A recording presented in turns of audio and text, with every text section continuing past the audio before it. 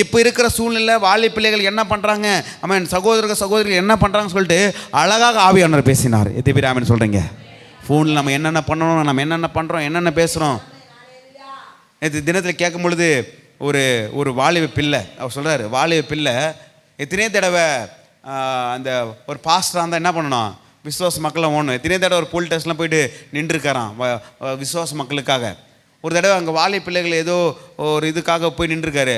அந்த போலீஸ்கார் என்ன பண்ணாங்கன்னா, அந்த பொண்ணு சொல்லிட்டு அந்த பையன் மேலே தான் தப்புன்னு சொல்லிட்டு, ஆனால் அந்த பொண்ணுடைய ஃபோன் நம்பர் எடுத்து போட்டு, அந்த ஐஎம்இ நம்பர், என்ன நம்பர்ப்பா, ஐஎம்இ நம்பரா, அதெல்லாம் போட்டு அவங்க செக் பண்ணி பாருங்க. நம்மளுக்கு தான் அந்த ஆக்சஸ் இல்லை, ஆனால் போலீஸ்காரங்க பார்த்தீங்கன்னா அவங்க எல்லாமே ட்ராக் பண்ணுவாங்க.